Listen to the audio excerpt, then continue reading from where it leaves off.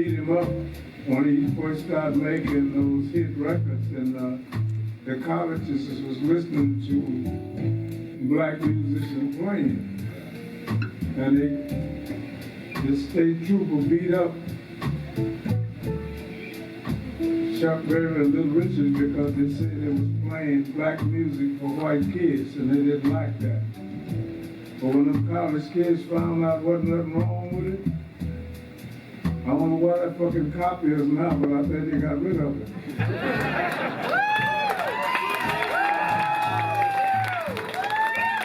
Now let me show you something else about blues. Now do you know this blues club is might be one of the last blues clubs that's surviving in the world? After COVID-19, a lot of blues, some of them was closing before that because I didn't open this club to make a living. I opened this club to keep the blues alive.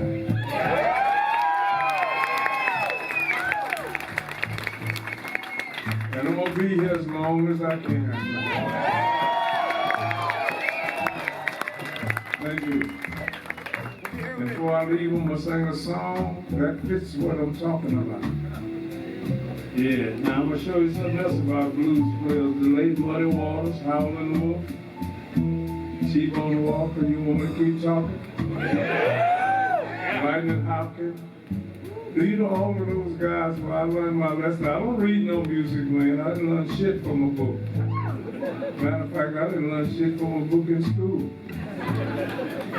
I learned by listening to other people. And I still listen to you right today. If some of us would realize you should listen to somebody else, I just told some of my staff upstairs. Ain't nobody always right and ain't nobody always wrong. Think about that now. I know y'all kind of quiet, you might not want to hear that shit, but I'm telling you the truth. Now, I'm going to get back to the blues for you a minute, but I got to teach you something. You know, most of those blues players I learned everything from, they didn't read or write because even my parents went to the 3rd grade. And they let me get to the 8th grade, and that's what they let me win. So I learned how to write my name.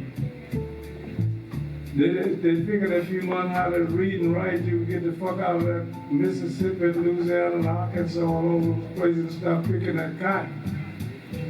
Yeah. Some of y'all looking kind of sad, but I'm being honest with you about it. Yeah. I didn't know what running water was until I was 14 years old. Yeah. And in Louisiana, they got what you call bayous. And if it rained, we had fresh water. If it didn't rain, we had to go and dip that fucking water out there with all that green shit on it. And man, we didn't boil it. We had to drink it, we had to cook with it, and we had to take the number 3 tub and take a bath with it. And guess what? I'll be 89 years old this year, and it must have been all right because I'm still here. Yeah. Thank you. And we didn't have all that fucking chemicals in that water then, either, man, because it was, so I'd be fucked up now.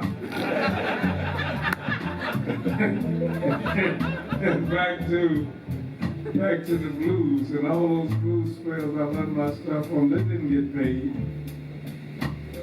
All those Sunhouse, Fred McDowell, Muddy Waters, they taught me, man, said if you play good enough, and your voice sounds pretty good enough, there was a good-looking woman out there, and she was free, you might get a hold to her. And they would buy you drinks, and they would chip you for a dime. They would buy you a drink, you'd get drunk and get fucked up and wake up the next morning with a hangover. And I saw that, I said, well, I might as well join the club. And I'm still in the club, and watch this. The girl know when I go to talking like that to bring me, ladies and gentlemen, this kind of temperature, a car don't run without antifreeze. And what she's gonna bring me is antifreeze. Yeah. And she's been with me so long, I don't have to tell her what to bring. She know what to bring. Excuse me while I get fucked up.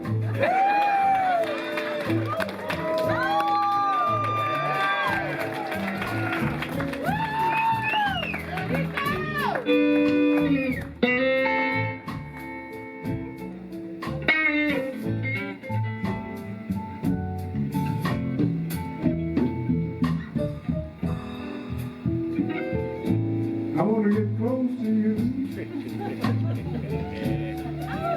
Girl, I want to get close as I can. Look out now. Look out now. Well, yes, I want to get close to you.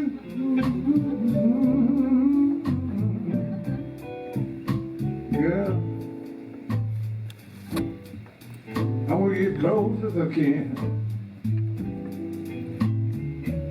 I want to get so close to you, baby, they're going to think you are a Siamese twin. Let's give that a big hand, woman. She's all that time.